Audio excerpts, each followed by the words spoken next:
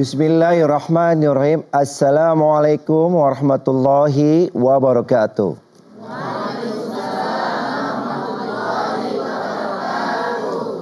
Subhanallah walhamdulillah wa la ilaha illallah Allahu akbar.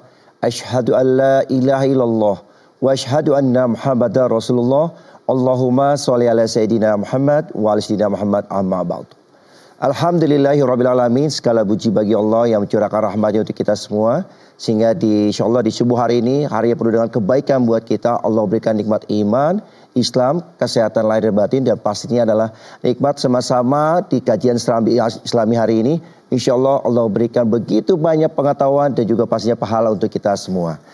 Dan bahagia sekali hari ini kita tidak cuma hanya pemirsa di rumah mudah-mudahan dalam keadaan walafiat, tetapi jamaah-jamaah juga narasumber hari ini siap untuk sama-sama berbagi ilmunya untuk kita di kajian tasawuf di hari ini, spesial di hari Kamis. Dan insya Allah hari ini banyak sekali ilmu yang akan disampaikan. Tapi sebelumnya saya akan menyapa dulu nih, alhamdulillah yang sudah hadir, yaitu narasumber kita ini, masya Allah tabarakallah ya.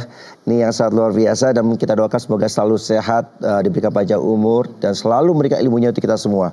Yang pertama, narasumber pertama kita adalah yaitu Kiai Haji Adang Nurdin MS MPD.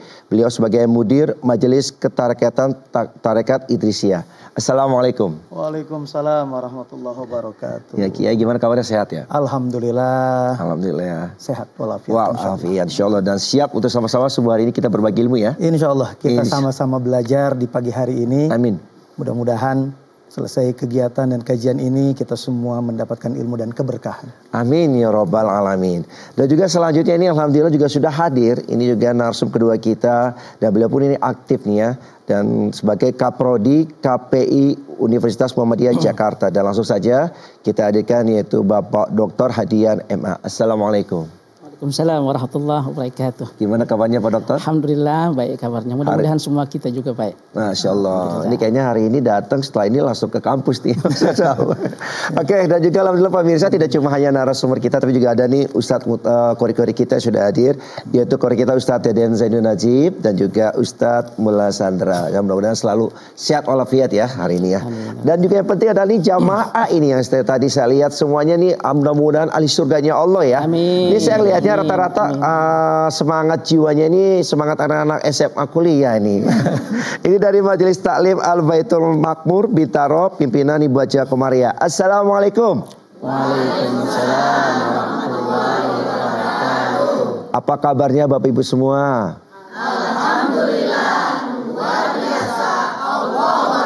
Alhamdulillah. Yuk kita semua harus semangat, tidak cuma pemirsa di rumah, tetapi Bapak Ibu yang hari ini hadir adalah sama-sama kita semangat di dalam kajian kita di Islami, yaitu kita belajar ilmu tasawuf. Dan insya Allah hari ini adalah tema kita yaitu bangkit dari ujian keterpurukan dan keluar dari permasalahan. Dan langsung saja kita bicara-bicara langsung dengan narasumber kita. Nah Kiai, ini menarik nih. Dunia ini adalah di mana manusia dilahirkan, ya, di mana juga manusia bertumbuh dan berkembang sehingga nanti kematian pun akan tiba. Nah, ini pasti dalam perjalanan hidupnya pasti mengalami yang namanya persoalan-persoalan. Ya, bahkan ada persoalan ini kadang kalau manusia ya logikanya pengennya sih maunya happy terus ya, pengennya bahagia, benar gak Bu Bapak ya?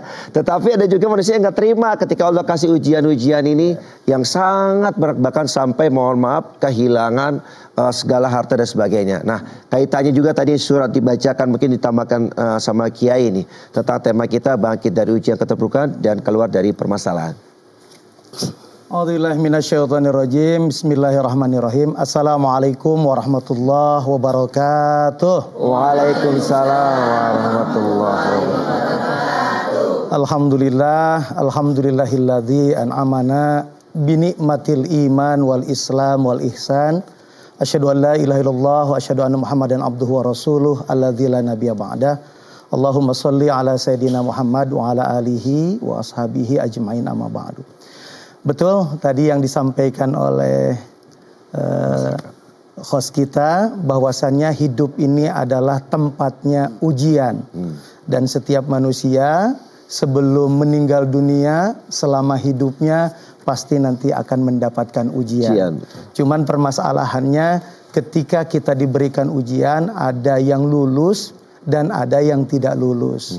Lulus dan tidak lulusnya kita menghadapi ujian bukan ditentukan oleh besar dan kecilnya ujian. Tapi ditentukan dari bagaimana siap dan tidak siapnya kita menerima ujian yang Allah berikan kepada kita. Jadi semua manusia selama hidupnya pasti akan diuji. Tadi dijelaskan dalam Al-Quran yang dibacakan oleh qori kita, Al-Quran surat Al-Anbiya ayat 35, kullu nafsin dha'iqatul maut. Setiap yang bernapas itu pasti akan meninggal dunia. Tapi sebelum meninggal dunia Allah akan berikan cobaan, Allah akan berikan ujian. Wa nabluukum bisyarri wal khairi fitnatan. Yaitu ujian itu yang pertama bisyarri, dengan ujian yang buruk. Yang kedua wal khair, diuji dengan hal yang baik ya. Dan wa ilaina turja'un, dan semuanya akan dikembalikan kepada Allah Subhanahu wa taala. Jadi itu ya. Jadi selama manusia hidup itu pasti akan diuji.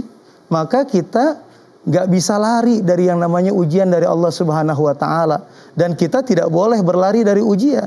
Kita harus menghadapi setiap ujian yang Allah berikan kepada kita, baik diuji dengan yang baik maupun diuji dengan yang buruk. Pertanyaannya, ibu-ibu, ya bapak-bapak, ini pemirsa yang ada di studio, mau diuji dengan yang baik atau mau diuji dengan yang buruk? Ayo, pasti mau yang baik.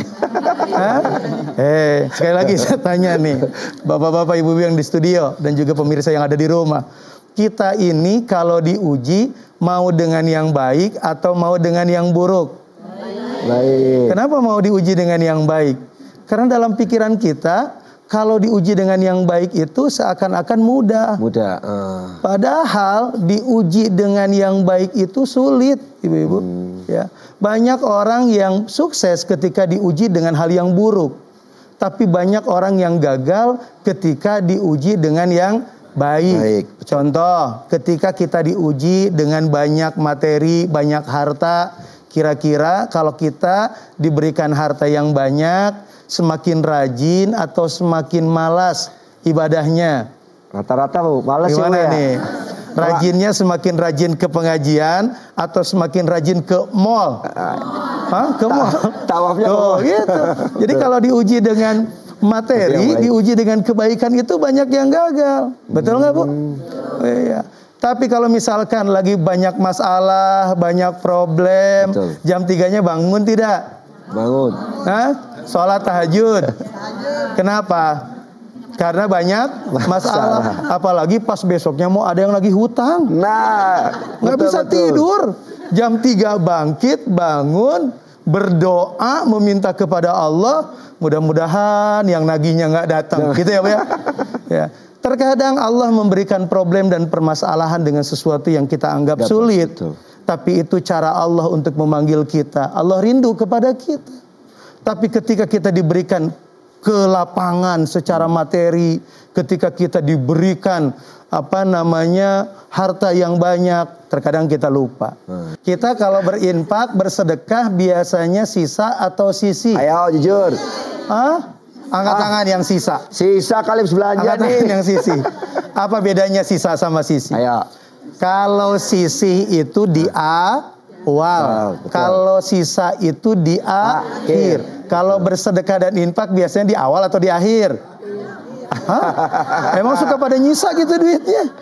Nah itulah kadang-kadang ketika kita dititipkan harta dan lain sebagainya, ya materi dan kekayaan dan lain sebagainya.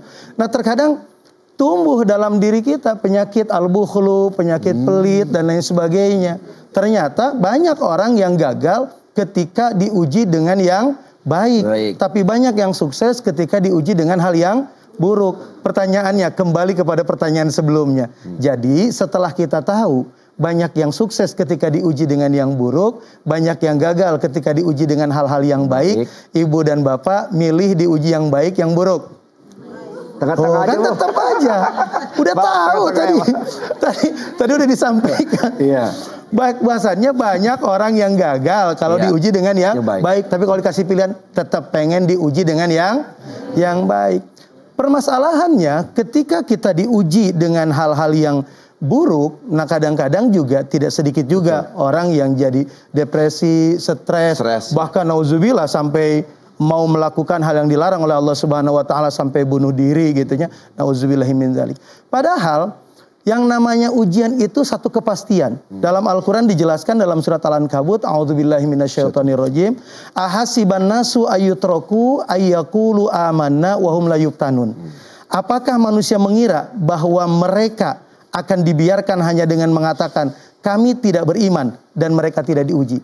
Artinya, setiap orang yang beriman tidak cukup hanya mengatakan aku beriman kepada Allah, lalu Allah biarkan begitu saja. Tidak. Allah tidak akan membiarkan hambanya yang beriman mengatakan aku beriman lalu Allah biarkan begitu saja.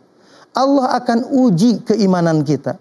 Maka teringat apa yang disampaikan oleh guru kami, oleh guru kita semua, Syekh Muhammad Fathur Rahman, ya. Ujian itu bergantung level keimanannya. Jadi semakin tinggi keimanan seseorang, maka ujiannya akan semakin besar. Contoh, ujian bagi para nabi sama nggak dengan ujian kita? Beda. Lihat Nabi Ibrahim alaihissalam, Bu, apa ujiannya? Diperintahkan oleh Allah menyembelih anaknya. Setelah itu ujian yang paling berat dan besar akan Allah berikan kepada para pewaris dari para nabi. Siapa? Al-ulama, para mursyid, para ulama. Ujiannya besar, ujiannya berat. Lalu kalau kita ujiannya biasa-biasa saja, tapi seakan-akan ketika kita mendapatkan ujian bagaimana, Bu? Seakan-akan akan mati esok hari, betul? Iya, betul. Ini ya. Maka setiap manusia yang beriman pasti Allah akan uji. Nah, maka kalau dilihat dari ayat ini, ujian juga hanya diberikan bagi orang yang beriman. Betul. Kalau orang tidak beriman, itu bukan ujian. Ada nih Raka yang bilang, waduh ujian ini berat banget. Betul. Katanya. Saya diuji 1, 2, 3. Seakan-akan dengan pedenya mengatakan saya sedang diuji oleh Allah Subhanahu wa taala. Dilihat amaliyahnya, kesehariannya, ibadahnya, sholatnya ditinggal, ibadah yang lainnya tidak dikerjakan. Tapi merasa dia sedang diuji. Padahal ujian itu hanya Allah berikan bagi orang yang beriman. Sama saja kayak orang nggak sekolah tapi pengen ikut ujian, bisa tidak? Ya. Atau merasa ikut ujian. Ya. Nah ini orang nggak beriman, nggak ibadah, tapi ketika ditimpa masalah seakan-akan dia sedang diuji. Padahal yang namanya ujian hanya Allah berikan bagi orang yang beriman.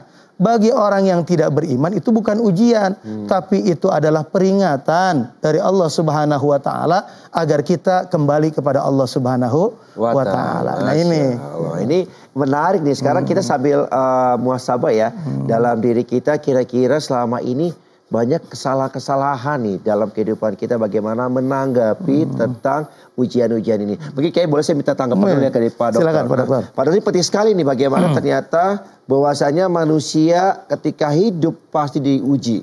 Nah, ternyata ujian itu nggak cuma hanya ujian kebaikan dan keburukan, tetapi ada persoalan-persoalan bahwa manusia lebih cenderung adalah maunya yang enak-enak, yang baik-baik. Nah itu yang betul. mudah. Nah itu gimana tanggapannya? Baik, bismillahirrahmanirrahim. Assalamualaikum warahmatullahi wabarakatuh. Waalaikumsalam warahmatullahi wabarakatuh.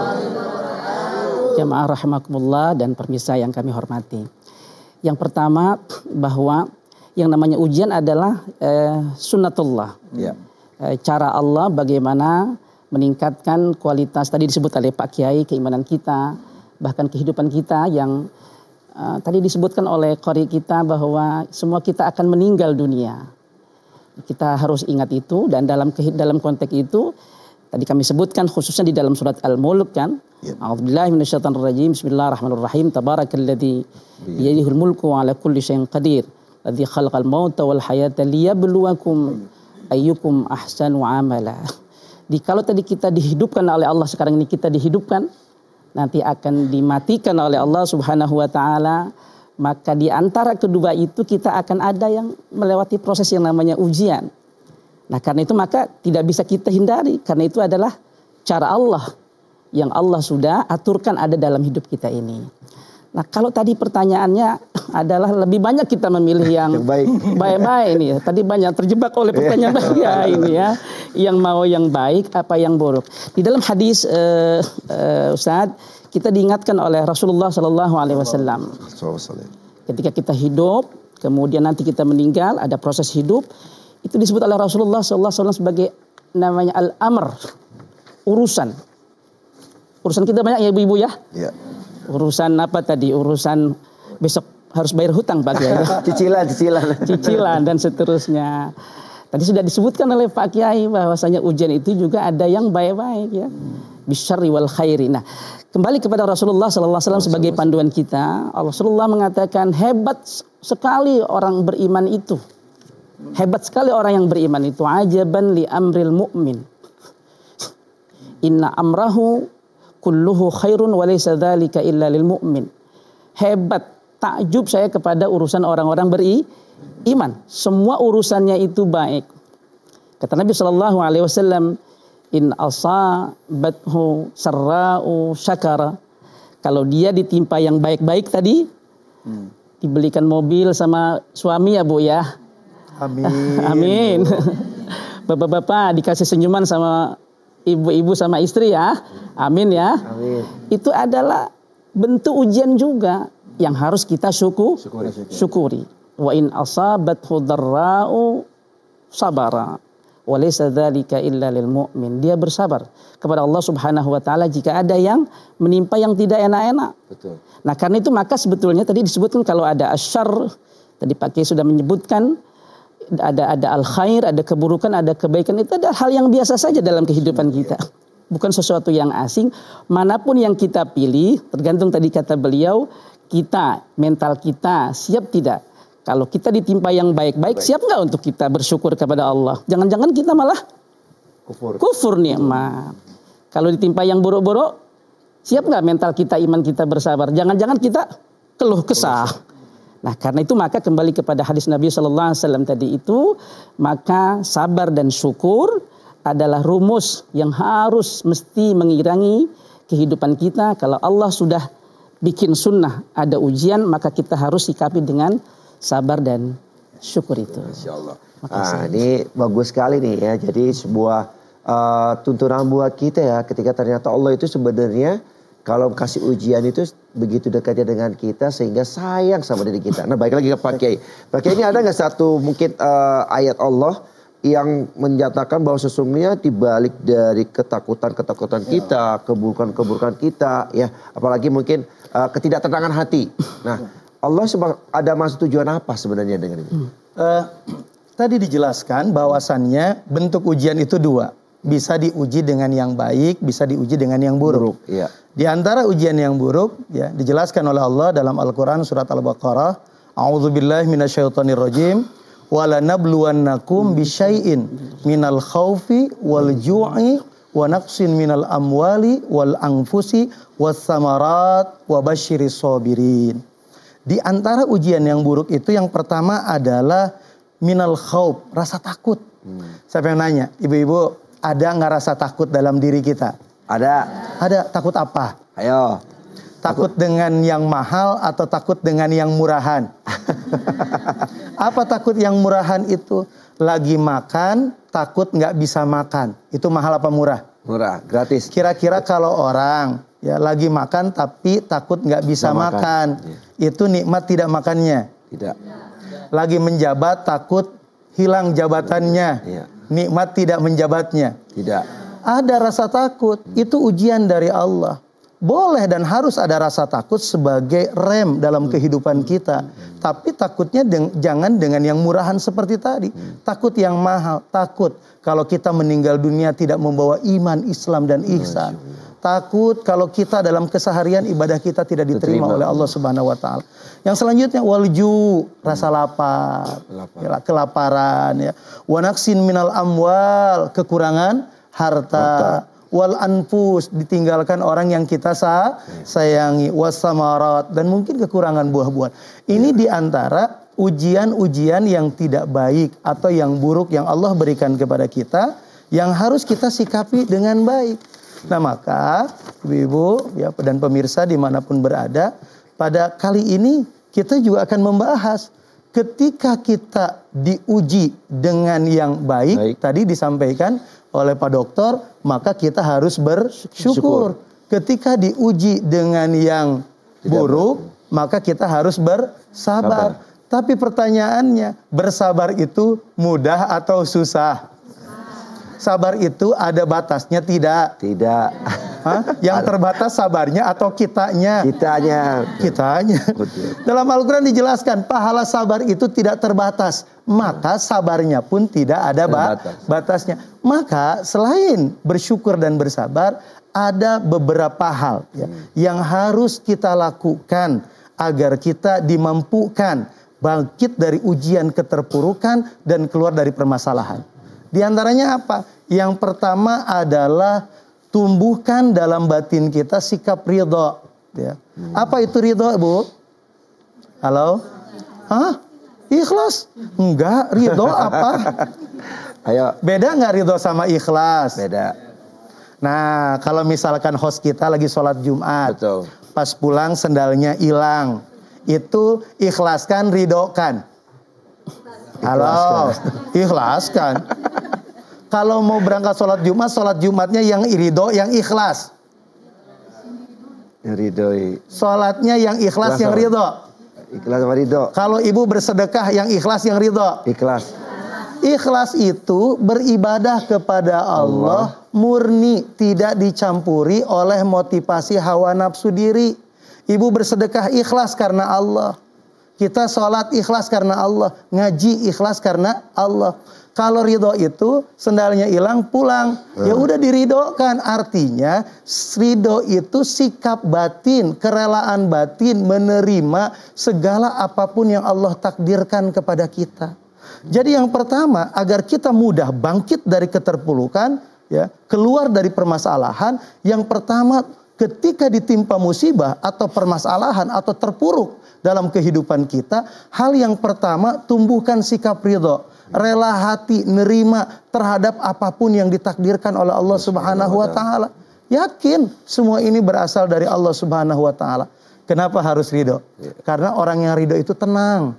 Kalau orang tenang itu akan mudah dalam menyelesaikan setiap problem dan permasalahan. Betul. Ya, ada orang yang mau skripsi, dia bagaimana? Nggak tenang, gerusak-gerusu. Akhirnya bagaimana Pak Dokter? Hasilnya ya, lambat. Tapi kalau tenang, mencari referensi dan lain sebagainya, akan lebih mudah. Nah maka ketenangan batin ini penting sebagai modal awal untuk menyelesaikan setiap problem dan permasalahan yang dihadapi. Kan ya semua orang itu bisa ridho ikhlas ya. Apalagi mohon maaf banyak sekali kayak ujian-ujian itu misalkan kehilangan orang yang dicintai. Betul. Orang tua, betul, suami, istri, anak. Bahkan mungkin tadi bicara soal sendal ya. Kadang kita sudah hilang paling gampang juga apalagi kadang handphone. Ini nih. Betul. Ini handphone selalu kita bawa-bawa tiba-tiba aduh handphone saya di mana kalang kabut gitu. Nah, kayak ini sebenarnya kalau gimana sih sebenarnya kalau saya pribadi ya dan mungkin mewakili pemirsa atau jamaah. Ketika kita memegang sesuatu apa yang kita dapatkan di dunia, misalkan tadi handphone lah anggap ya, atau mungkin ke rumah, mobil. Tetapi kayaknya ini kayak kita tuh nggak bisa melepaskan gitu. Nah ini gimana? Nah, maka tadi disampaikan salah satu ya poin penting agar kita bisa bangkit dari keterpurukan adalah sikap batin. Menerima terlebih dahulu. Contoh, ketika kehilangan handphone, lalu kita panik, yang ada nyarinya benar apa enggak? Kan jadi enggak benar. Kenapa? Karena kita udah panik. Yang pertama adalah belajar terlebih dahulu, ridho dulu, terima dulu. Nah hati-hati jangan ketukar-ketukar antara ridho sama ikhlas. Kalau ikhlas itu ketika kita mau menjalankan ibadah, mau sholat, pengajian, mau bersedekah itu harus ikhlas. Ikhlas itu murni karena Allah. Kalau ridho itu sikap batin menerima terhadap apapun yang Allah takdirkan kepada kita. Nah maka kalau guru kami ya Syekh Muhammad Fathur Rahman selalu menyampaikan bahwasannya kepanikan itu ya ketika kehilangan sesuatu panik salah satunya karena kita terlalu mencintai apa yang kita miliki. Maka sesungguhnya terhadap urusan dunia itu, terhadap harta itu cukup di dalam genggaman saja. Tidak usah masuk ke dalam hati. Karena kalau sudah masuk ke dalam hati akan ada dua hal. Yang pertama adalah merasa memiliki, yang kedua adalah merasa mencintai. Ketika tumbuh merasa memiliki dan tumbuh rasa mencintai, maka akan kecewa ketika kehilangan, akan susah ketika diajak untuk berjuang atau digunakan untuk ibadah kepada Allah Subhanahu wa taala. Ini yang pertama. Dan yang kedua adalah tetap kita berprasangka baik kepada Allah Subhanahu wa taala. Kita tahu dijelaskan oleh Allah dalam Al-Qur'an, a'udzubillahi minasyaitonirrajim, ma asaba min musibatin illa biidznillah. Segala sesuatu yang terjadi kepada diri kita, bahkan musibah yang terjadi kepada diri kita itu biidznillah. Pada hakikatnya karena izin Allah Subhanahu wa taala. Maka kita juga harus yakin ketika Allah menguji kita, maka Allah tahu bahwasannya kita ini mampu untuk menghadapi setiap ujian. La yukallifullahu nafsan illa wus'aha. Allah tidak akan memberikan beban kepada manusia kecuali orang itu mampu, dan Allah tidak akan memberikan beban melebihi kemampuannya. Nah, maka selalu berprasangka baik kepada Allah.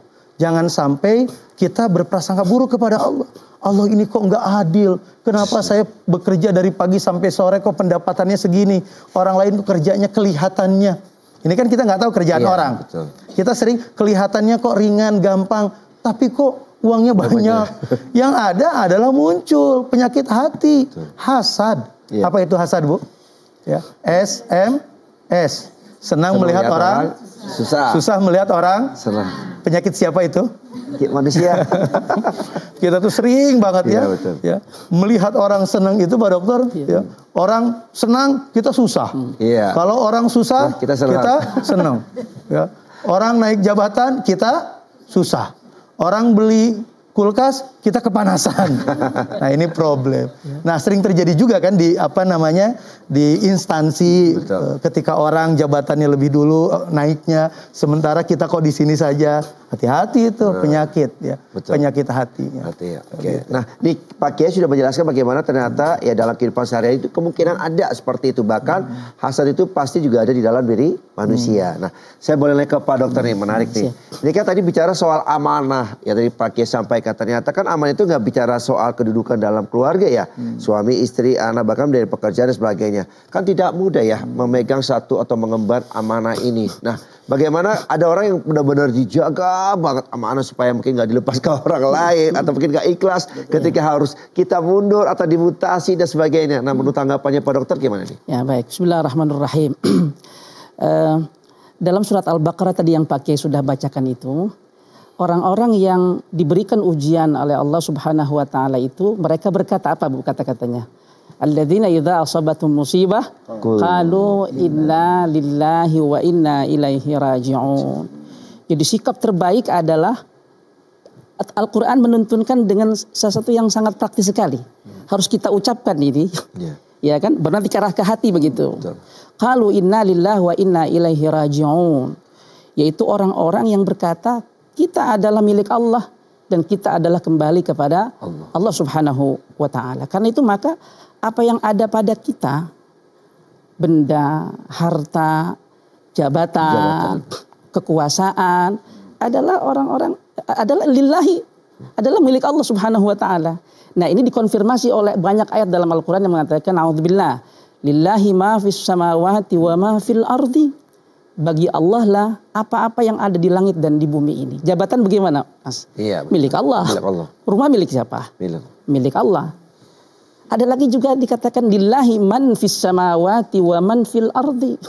Bagi Allah lah orang-orang yang ada di langit dan di bumi. Yang bernyawa milik Allah, yang tidak bernyawa milik Allah. Gedung ini milik siapa? Milik Allah. Kantor ini milik siapa? Milik Allah.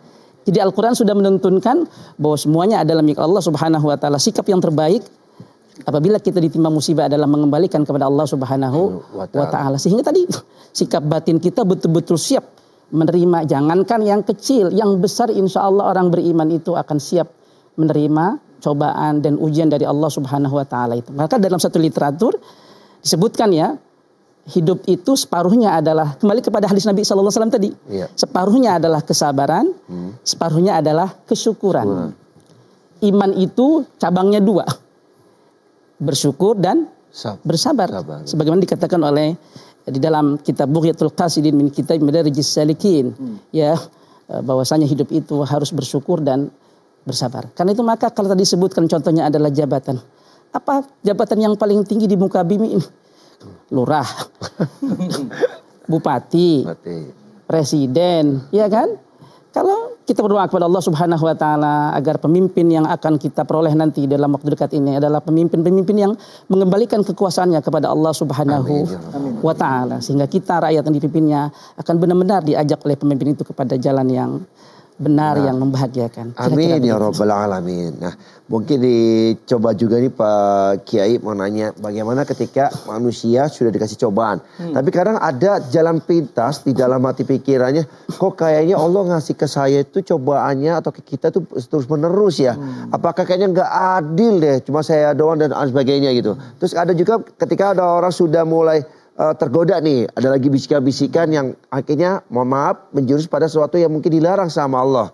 Misalkan meminta pertolongan dari hal-hal yang hitam dan sebagainya. Itu bagaimana Pak Kiai? Makanya tadi disampaikan, yang pertama harus tumbuh sikap ridho, nerima dulu.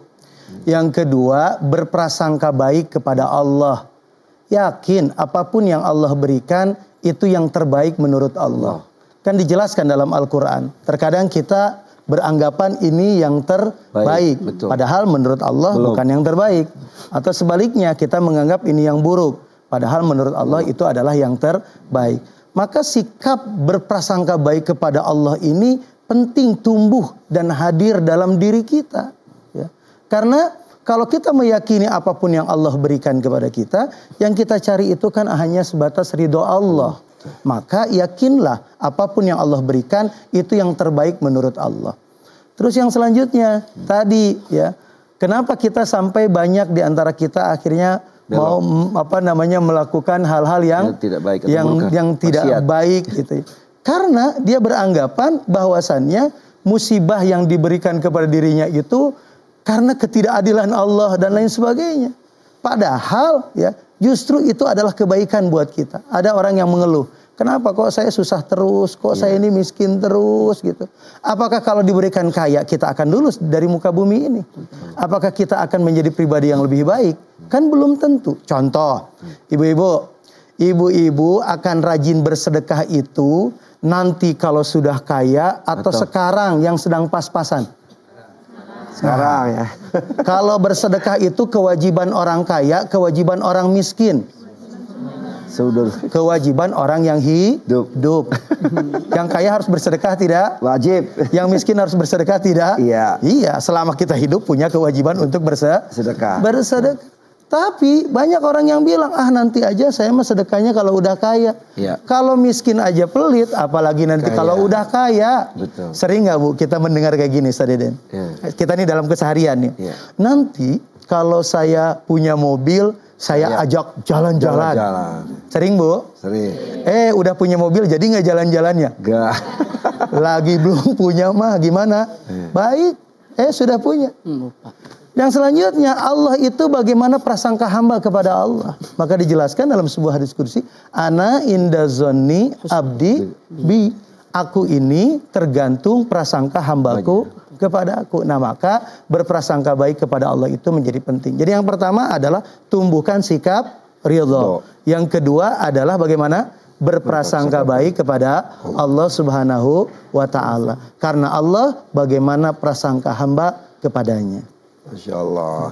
Ini tambah lagi ilmu buat kita ya, bahwasanya Bapak Ibu semua pemirsa di rumah, apapun yang terjadi yang diberikan sama Allah di dunia ini adalah sebuah keputusan ataupun takdir Allah. Betul. Nah, ini gimana Pak Kiai, mungkin sesuatu yang baik dan buruk ini kita terima dengan hati yang lapang dan juga ridho, terus juga berprasangka baik. Karena nggak semua orang bisa berprasangka baik ya. Karena malah seringnya bersuuzon kepada Allah. Nah, itu gimana Kiai? Nah, maka orang itu berprasangka baik dan buruk itu tergantung kondisi hatinya. Iya, betul. Betul tidak? Iya. Perilaku lahir, ya, perilaku batin itu ya tergantung kolbunya. Kalau hatinya bersih, maka kita akan melihat segala sesuatu itu baik. Ya. Ibu, kalau ibu ketemu dengan orang yang baru, yang pertama ibu lihat dari orang yang baru itu hal-hal yang baiknya atau hal-hal yang buruknya? Ya, biasanya baik ya. Halo? Lebih fokus kepada yang baik, lebih fokus kepada yang buruk? Alhamdulillah, ini baik-baik semua. Betul. Kalau ibu melihat saya dengan cara pandang yang baik, ibu-ibu akan mendapatkan banyak kebaikan dari diri saya. Atau semua yang hadir di depan ini. Tapi kalau ibu melihatnya dengan cara pandang yang negatif, cara pandang yang buruk, maka akan menemukan banyak keburukan. Betul tidak? Betul. Ini kok host kita ini bajunya kok banyak jelek-jeleknya. Maka baik dan buruk itu tergantung dari cara pandang kita. Cara pandang kita terhadap sesuatu tergantung kolbu kita. Karena perilaku adalah gambaran dari hati. Kalau hatinya baik, perilakunya akan baik. Kalau hatinya buruk, perilakunya maka akan menjadi buruk. Maka sesungguhnya ilmu tasawuf itu ilmu yang konsen terhadap apa? Terhadap kolbu, af'alul qulub, pergerakan hati manusia, di mana hati manusia itu bisa diisi dengan hal-hal yang baik, bisa diisi dengan hal-hal yang buruk. Diisi dengan yang baik kalau kondisi hatinya baik, diisi dengan hal yang buruk kalau kondisinya buruk. Kalau hati yang buruk, yang baik nggak bisa masuk. Kalau hatinya baik, maka yang baik yang akan masuk. Nah, maka penting bagi kita menjaga kolbu dan hati kita. Nah, kita tanggapan nih buat kita khususnya generasi penerus bangsa nih. Ini bagaimana dan bakal dengan mental tadi Pak Kiai bilang dengan tasawuf ini apakah ada kesinambungan? Sesudah tadi kita kembalikan kepada Allah Subhanahu wa taala dengan panduan ayat qalu inna lillahi wa inna ilaihi raji'un, itu ada pesan penting lainnya pada rangkaian ayat 155, 156 dan 157 itu. Ayat mengatakan ulaika alaihim salawatun mir rabbihim wa rahmah wa ulaika humul muhtadun. Mereka adalah orang-orang yang diberikan kesejahteraan, keselamatan oleh Allah Subhanahu wa taala dan kesayangan. Wa ulaika humul muhtadun, dan mereka adalah orang-orang yang diberikan petunjuk oleh Allah Subhanahu wa taala. Pertama, petunjuk bagaimana menyikapi apapun ujian yang Allah berikan. Caranya tadi sudah kita sebutkan, bersyukur dan bersabar. Nah, bersamaan dengan itu kalau tadi disebutkan misalnya dunia semakin gegap gempita, semakin runyam dan seterusnya, bahkan mengancam juga keluarga kita dan seterusnya. Maka dari pelajaran ini kita ingin sampaikan bahwa orang-orang yang sudah mengembalikan kepada Allah Subhanahu wa taala, pelajaran dari Allah, hikmah dari Allah Subhanahu wa taala, orang-orang yang bersabar adalah orang-orang yang stabil hidupnya. Ayat juga mengkonfirmasi ya, auzubillah, likai la ta'sau ala ma fatakum wa la tafrahu bima atakum. Itu ayat Al-Qur'an. Orang-orang yang apabila dikasih rezeki, keberkahan, keluasan, bahkan kemudian dunia dia diberikan oleh Allah Subhanahu wa taala, mereka itu tidak gegap gempita, tidak euforia, tidak keluar batas. Likai la ta'sau ala ma fatakum, kalau ada sesuatu yang hilang, jabatannya, rumahnya, tadi apa, handphonenya tadi ya, sendalnya kayak dia biasa-biasa saja. Pak Kiai tadi sudah mengatakan dia ridho atau ikhlas, tadi sudah dikatakan. Tetapi kalau dia diberikan nikmat anugerah oleh Allah Subhanahu wa taala, dia tidak tafrahu. Dia tidak bergembira, euforia di luar batas. Cukup dengan cara bersyukur saja dan seterusnya. Nah, karena itu maka tadi disebutkan kalau dunia semakin mengancam keimanan kita dan seterusnya ya, maka kita sikapi dengan yang sudah dituntunkan oleh agama itu tadi. Kembali kepada resep yang diberikan oleh Nabi sallallahu alaihi wasallam, ya, bersyukur dan bersabar. Hati seorang mukmin dalam menyikapi apapun ujiannya, saya yakin kalau dikembalikan kepada Allah, dia akan stabil, diberikan, tidak akan bergembira di luar batas. Kalau diambil oleh Allah sebagai pemiliknya, dia tidak akan putus asa. Dikembalikan kepada Allah Subhanahu wa ta'ala. Masya Allah. Ini ada satu jawaban bagus ya untuk memfilter diri kita, jangan sampai akhirnya baik lagi ya, kita lebih mencintai dunia daripada Allah. Oke. Nah, Kiai, Pak Dokter izin, ini ada satu jawaban pertanyaan dari pemirsa yang mengirimkan video-videonya untuk kita, dan sama-sama pemirsa di rumah kita simak pertanyaan berikut ini. Assalamualaikum warahmatullahi wabarakatuh. Perkenalkan, nama saya Muhammad Salifillah. Saya berasal dari Sorong, Papua Barat Daya.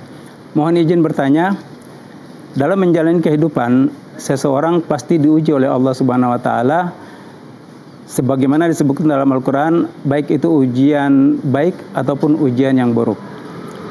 Pertanyaan saya, bagaimana ilmu tasawuf memahami konsep tentang takdir baik atau buruk?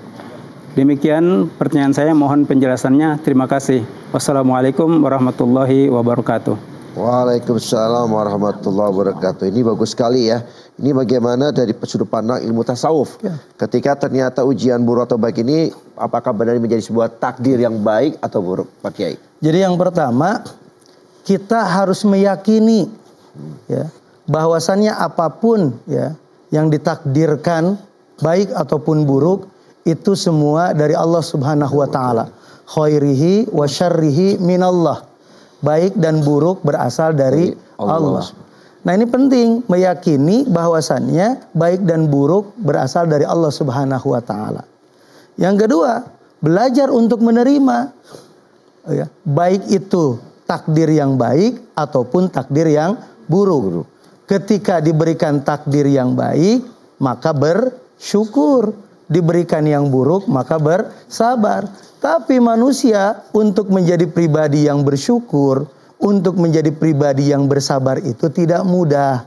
Ya. Betul tadi yang disampaikan oleh Pak Dokter, bahwasannya di dunia ini Allah uji dengan yang baik agar kita bersyukur, Allah uji dengan yang buruk agar kita bersabar. Tapi untuk bisa bersyukur dan bersabar itu tidak mudah. Betul. Maka bagaimana caranya? Tadi diantaranya hatinya harus ridho. Orang yang nggak ridho, dia tidak akan mampu bersyukur dan dia tidak akan mampu bersabar. Yang kedua, berprasangka baik kepada Allah. Karena dengan prasangka baik kepada Allah, maka akan dimampukan untuk bersyukur atas nikmat Allah, atas ketentuan yang baik dan atas ketentuan yang buruk. Dan yakinkan juga bahwasannya apapun yang Allah takdirkan pada hakikatnya itu semua untuk kebaikan kita. Ya, untuk kebaikan kita. Maka kalau tadi ya saya sedikit mengulas, tadi disampaikan kenapa orang banyak yang stres, depresi dan lain sebagainya. Ya. Iya betul, dia tidak sabar. Ya betul, dia tidak bersabar terhadap ujian yang Allah berikan. Tapi kunci permasalahan awalnya ini, hatinya tidak bisa menerima, hatinya tidak ridho, depresi, stres. Ya jangankan bagaimana dia akan bersabar, nerima saja tidak, ridho saja tidak. Maka bersyukur dan bersabar akan tumbuh dalam diri kita ketika kita ridho, ketika kita berprasangka baik kepada Allah Subhanahu wa taala. Nah itu ya.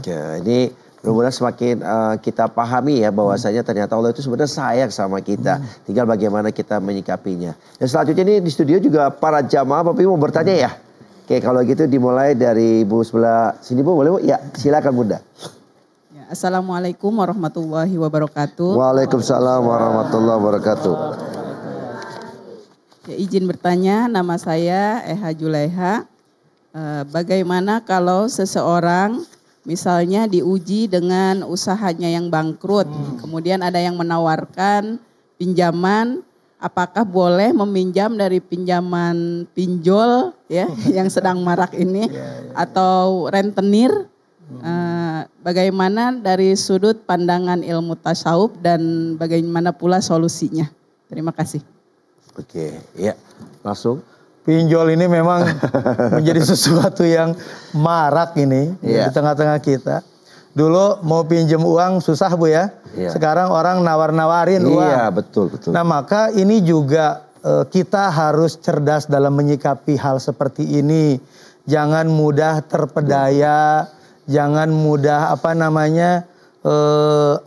istilahnya teh kalau ada orang nawarin teh tergoda ya.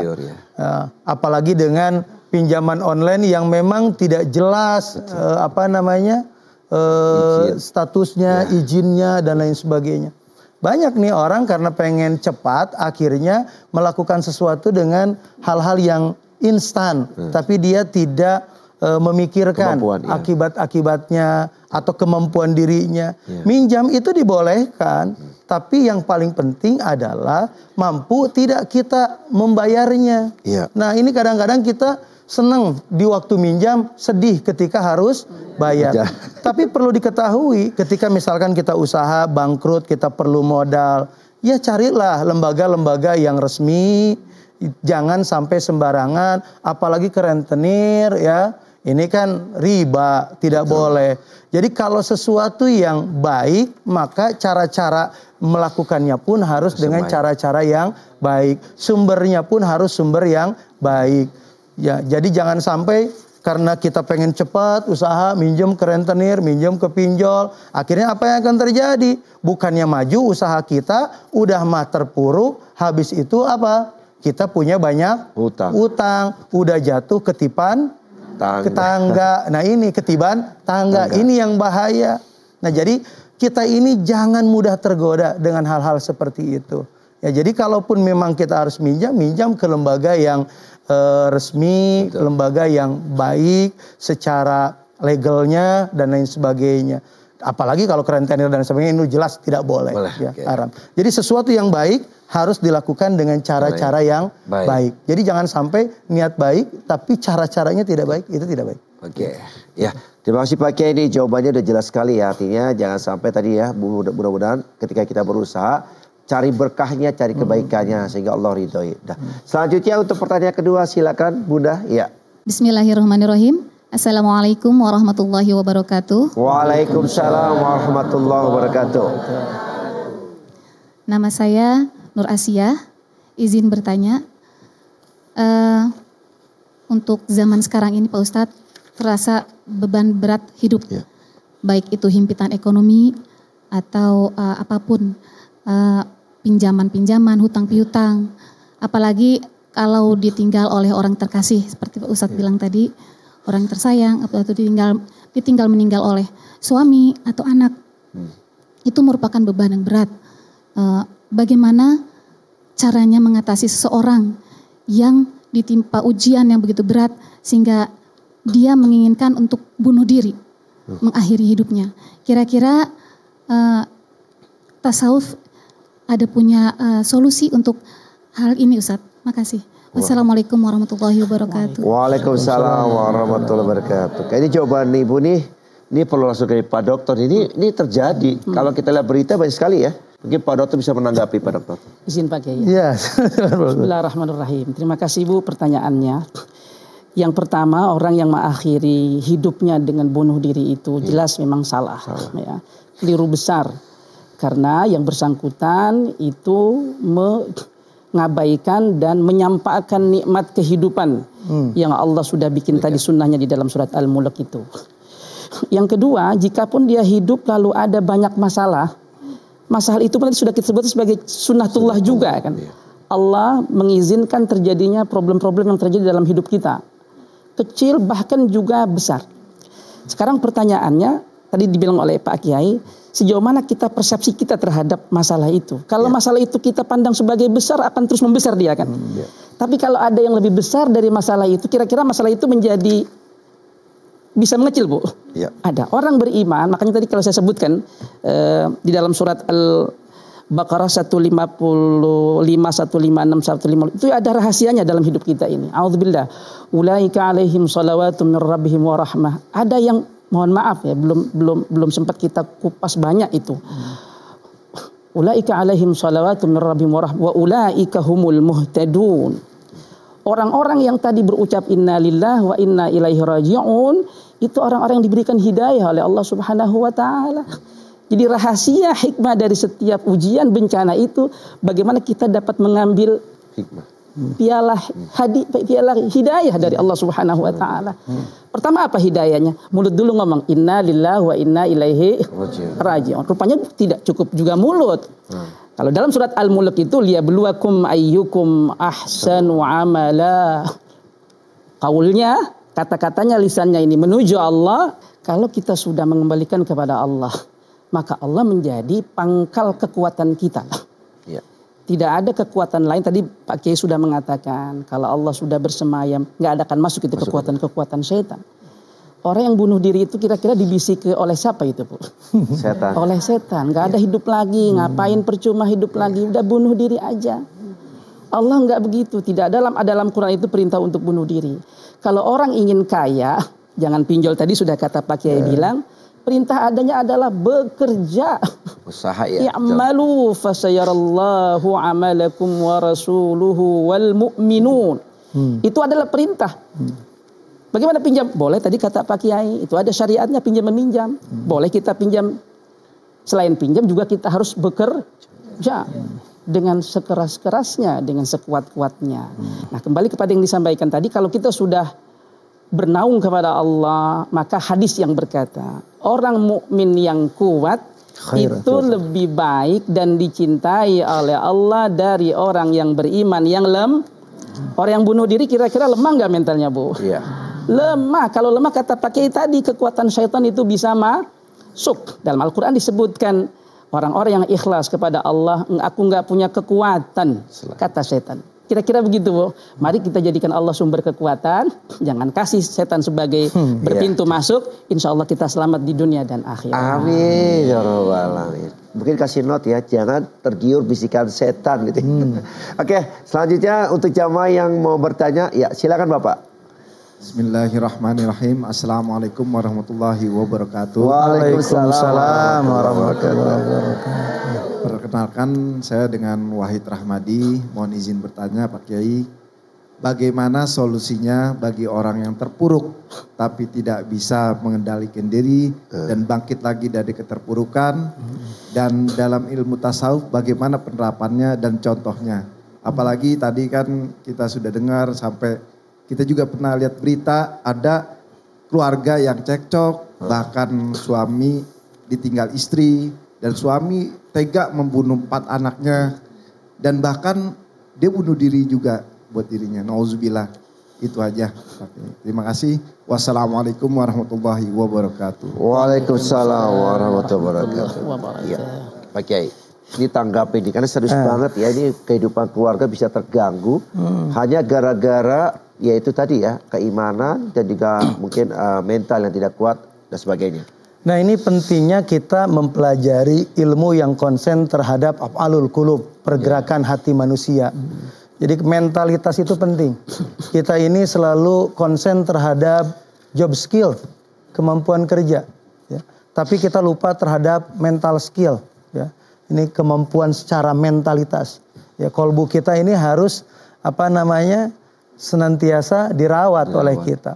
Maka ini kan dari tadi kita sering membahas tentang banyaknya orang yang ketika banyak problem masalah lalu dia bunuh diri. Yeah. Saya ingat ada seorang sahabat datang ke tempat saya, lalu dia mau minjam uang untuk bayar utang. Gali lubang, tutup lubang. Dia minjam uang untuk bayar utang. Saya tidak memberikan karena memang cukup besar pinjamannya. Setelah itu dia nangis. Apa kata dia? Kalau hari ini nggak ada ini message atau SMS dari istri saya, dia bilang mungkin besok saya sudah tidak ada umur lagi. Artinya apa? Mau bunuh diri. Hal ini terjadi kenapa? Ini dia nih, kolbunya, hatinya. Dia berpikir kalau yang namanya meninggal dunia, yang namanya mati itu selesai urusan. Tidak. Ini yang salah. Justru kematian itu adalah pintu gerbang dan awal untuk menuju kehidupan berikutnya. Ya. Kalau di dunia kita masih diberikan kebebasan untuk memilih, man syaa falyu'min wa man syaa falyakfur. Mau iman silahkan, mau kufur silahkan. Tapi di akhirat kelak kita hanya mempertanggungjawabkan apa yang kita lakukan di dunia. Saya sampaikan, kalau masalah pinjam meminjam ini kan urusan dunia. Betul. Kalaupun harus ke pengadilan jelas masih ada, masih bisa memperbaiki, masih bisa membayar. Tapi kalau sudah mati lalu meninggalkan hutang, matinya bunuh diri sebuah kesalahan. Hutang ditinggalkan juga dosa besar. Nah, ini cara berpikir kita terkadang kalah dengan nafsu dan emosionalitas kita. Yeah. Maka kan orang yang sukses adalah mereka yang menjadikan akal dan hatinya menjadi raja dan hawa nafsunya menjadi tawanan. Nah, tadi kembali lagi, orang itu berpikir kalau mati akan selesai segala urusannya. Tidak. Sekali lagi, kematian itu bukan akhir dari kehidupan, tapi pintu gerbang dan awal untuk menuju kehidupan selanjutnya. Di mana di kehidupan selanjutnya, Bapak Ibu sekalian, kita harus mempertanggungjawabkan apa yang kita lakukan selama di dunia. Bukan hanya urusan yang besar, satu kalimat yang keluar dari mulut kita, maka Raqib dan Atid akan siap untuk mencatatnya. Dan di akhirat kelak, ya, jangankan dosa yang besar, sebesar biji yang paling kecil, kalau itu kebaikan, maka Allah akan balas. Dan ketika itu keburukan, maka Allah pun akan balas. Masya Allah.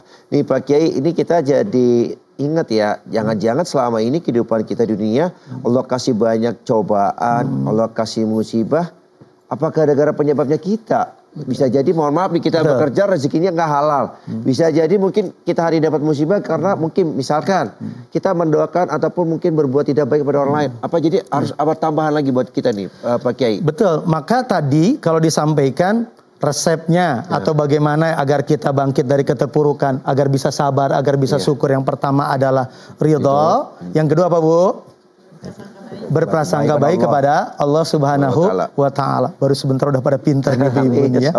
Nah, yang selanjutnya ketika ada hal-hal yang buruk kepada kita, hal yang harus kita lakukan juga adalah mengakui kesalahan diri kita. Jadi kalau ada orang bersikap buruk kepada kita, jangan lalu kita bersikap buruk yang sama kepada orang lain. Tapi hal yang pertama harus dilakukan adalah introspeksi diri. Jangan-jangan orang lain bersikap buruk kepada kita karena sikap buruk kita kepada orang lain. Ketika kita ditimpa problem dan permasalahan, jangan-jangan ini semua adalah kesalahan kita. Ma asobaka min hasanatin faminallah. Ketika ditimpa sesuatu yang baik, yakinkan itu semua berasal dari siapa? Allah. Sehingga kita nggak jadi sombong. Karena ini semua berasal dari Allah. Ketika wa ma asobaka min sayyiatin faminafsik. Tapi kalau kita ditimpa sesuatu yang buruk, maka evaluasi diri kita. Karena jangan-jangan itu semua berasal dari diri kita. Jadi jangan menyalahkan orang lain, tapi harus mengakui kesalahan diri. Kalau saya Ibnu Athaillah mengatakan khairu auqatika waqtun tasyadu fihi wujuda faqatika wa turadu fihi ila wujudi zillatik. Jadi waktu terbaik itu adalah ketika kita menyadari bahwasannya kita ini bergantung kepada Allah, bahwasannya menyadari kita ini sangat lemah, sehingga pasti banyak kesalahannya. Maka ketika ada musibah, ada problem, ada permasalahan, setelah kita ridho, setelah kita berprasangka baik kepada Allah, belajar untuk mengakui kesalahan diri. Jangan menyalahkan orang lain. Nah, kita terkadang lebih senang mencari kesalahan diri atau lebih senang mencari kesalahan orang lain. Gajah di pelupuk mata tidak kelihatan. Kalau semut di seberang lautan kelihatan. Perilaku siapa yang kayak begitu? Perilaku kita semua. Nah, maka penting kita terus menjaga hati kita agar terus bagaimana? Ketika ditimpa problem, masalah, kita juga tidak sibuk menyalahkan orang lain dan tidak sibuk mencari kesalahan orang lain, tapi sibuk introspeksi diri dan mencari kesalahan, kekurangan yang ada dalam diri kita. Tuba liman syaghalahu aibuhu an uyubin nas. Berbahagia orang yang sibuk mencari kesalahan dirinya, bukan sibuk mencari kesalahan orang lain. Apalagi menyalahkan orang lain. Tapi seneng nggak menyalahkan orang lain? Nah, ini masalahnya. Jadi kalau ngaku salah itu susah. Lebaran itu tanggal 1 Idul Fitri, 1 Syawal. Semua orang bagaimana? Mengakui kesalahan. Semua orang meminta maaf. Ibu mohon maaf, saya banyak salah. Itu 1 Idul Fitri itu, 1 Syawal tuh. Semua orang mengakui kesalahan dirinya, semua orang berani meminta maaf. Tanggal 2 Syawalnya udah gimana? Udah mulai nih. Nah, ini bagaimana kita bisa berkonsentrasi nih kepada diri kita untuk menjadi orang yang menyenangkan buat orang lain. Tidak hanya kita bisa berkomentar kepada orang lain, tapi kita diri kita dulu. Jadi yang pertama, sebelum kita menyalahkan orang lain, tadi apa? Evaluasi diri kita, akui kesalahan. Saya teringat apa yang disampaikan oleh guru kita, Syekh Muhammad Fathur Rahman, mengakui kesalahan diri ketika kita ditimpa problem, musibah, ujian adalah salah satu cara untuk melayakan diri, mendapatkan pertolongan dari Allah Subhanahu wa Ta'ala. Nah ini penting, mengakui kesalahan diri. Setelah mengakui kesalahan diri, konsentrasi melakukan perbaikan diri. Ya, apa yang sudah kita dapatkan kekurangan-kekurangan yang ada dalam diri kita, maka perbaiki. Jangan sibuk menyuruh orang lain memperbaiki dirinya, tapi sibukkan diri kita memperbaiki diri kita. Bahkan sebelum memperbaiki orang lain, maka perbaiki diri kita terlebih dahulu. Aslih nafsaka yasluh lakan nas. Ya. Jadi ketika kita memperbaiki diri kita, maka orang lain akan baik kepada kita. Nah kadang-kadang kita ini sering maksa orang supaya baik. Ibu minta suaminya untuk berperilaku baik kepada kita. Padahal kalau mau suaminya baik, rubah saja perilaku kita kepada suami. Perbaiki perilaku kita kepada suami, maka suami akan baik perilakunya kepada kita. Begitu pula para suami. Kalau ingin istrinya berperilaku baik, rubah perilaku siapa? Perilaku kita kepada istri. Jangan memaksa orang lain untuk memperbaiki perilakunya, tapi rubahlah perilaku kita sehingga orang-orang lain berperilaku baik kepada diri kita. Dan selanjutnya kepada Pak Dokter kami berikan, silakan kesimpulannya. Silakan Pak Dokter. Baik, bismillahirrahmanirrahim. Hidup ini sebentar adanya, enggak lama begitu. Menurut hadis, hidup duniamu adalah kau celupkan telunjukmu di lautan. Angkatlah jarimu, yang netes itu adalah kehidupanmu. Jadi kalau kita ditimpa atau diuji oleh Allah Subhanahu wa taala ini enggak lama. Kita akan menyongsong satu kehidupan abadi yang kalau kita prestasikan hidup kita yang sebentar ini dengan kebaikan-kebaikan, dengan cara Nabi tadi tuntunkan, bersyukur dan bersabar, insya Allah kita selamat fid dunia wal akhirah. Amin. Terima kasih. Masya Allah. Mudah-mudahan ini harapannya tadi ya, yaitu keselamatan dunia dan akhirat, dan kita mendapatkan syafaatnya Rasulullah SAW. Nah Pak Kiai, terakhir Pak Kiai, kesimpulannya Pak Kiai untuk kita semua. Baik. Semoga di hari ini ternyata begitu semangatnya dan Allah mencintai kita.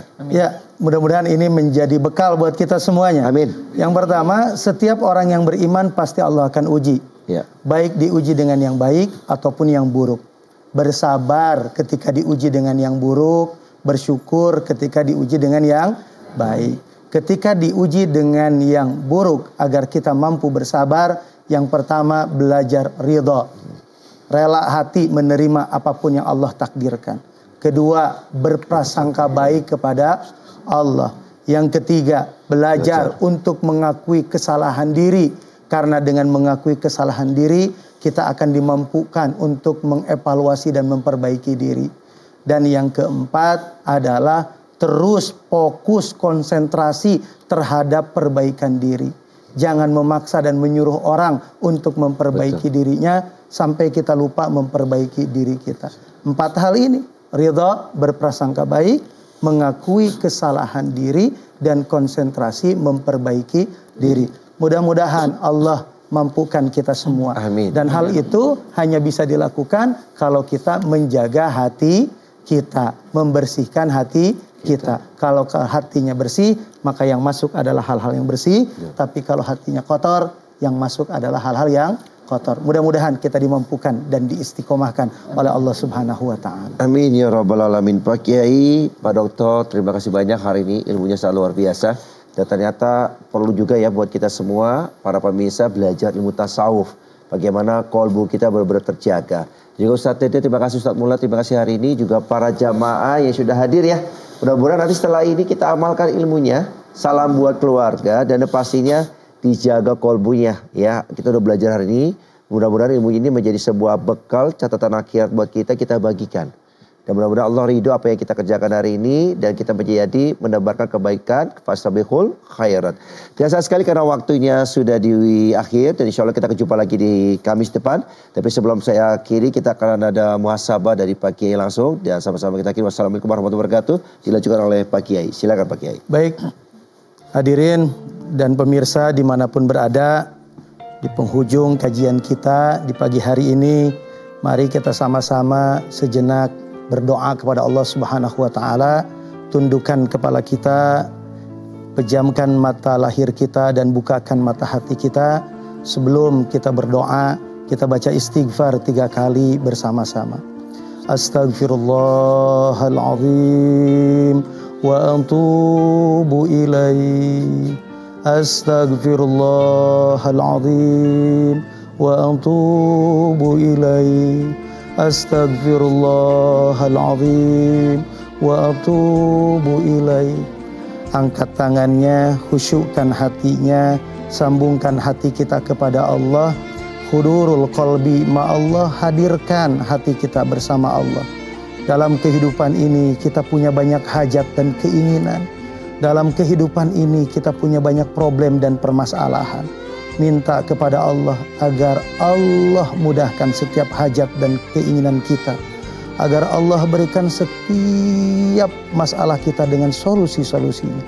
Allah berikan makhraja, jalan keluar dan solusi dari permasalahan apa yang kita hadapi. Amin ya Allah ya Rabbal Alamin. Hamdan syakirin, hamdan naimin, hamdan yuwafi ni'amahu wa yukafi mazidah. Allahumma salli ala Sayyidina Muhammad wa ala alihi wa sahbihi ajma'in.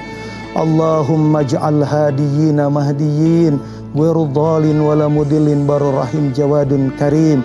Allahumma aftah alaina putuhal anbiya wal awliya wasyuhada wa arifina bijudika wa karamika birahmatika ya arhamar rahimin. Rabbana ighfir lana wa liwalidayna warhamhuma kama rabbayana shighara.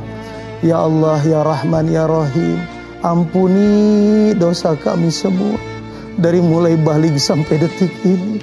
Banyak dosa yang telah kami lakukan ya Allah. Dosa karena tutur kata kami, dosa karena sikap dan perbuatan kami, dosa kami kepada pasangan kami, dosa kami kepada saudara dan sahabat kami. Ampuni ya Allah dosa-dosa kami semua. Ya Allah ya Rahman ya Rahim, ampuni dosa kedua orang tua kami. Sayangi mereka sebagaimana mereka menyayangi kami. Ada orang tua kami yang masih hidup. Kami mohon kepadamu ya Allah, panjangkan umurnya, sehatkan badannya, tenangkan pikirannya, dan ampuni dosa-dosanya ya Allah. Ya Allah, ada di antara orang tua kami yang telah mendahului kami. Mereka sudah tidak bisa bersama dengan kami lagi ya Allah. Kami mohon kepadamu ya Allah, orang tua kami yang telah mendahului kami, ampuni segala dosa-dosanya ya Allah. Terima iman Islam dan ihsannya. Jadikan ya Allah kuburannya raudhatun min riyadil jannah, taman-taman surgamu ya Allah. Ya Allah ya Rahman ya Rahim, kami yang berhimpun pada saat ini banyak kesalahan. Maka ya Allah ampuni segala kesalahan dan dosa kami. Kabulkan setiap hajat kami. Berikan solusi dari setiap problem dan permasalahan kami. Ya Allah ya Rahman ya Rahim, istiqomahkan kami dalam beribadah kepadamu ya Allah. Rabbana atina fid dunya hasanah wa fil akhirati hasanah wa qina adzabannar. Subhana rabbika rabbil izzati amma yasifun. Wa salamun alal mursalin. Walhamdulillahi rabbil alamin.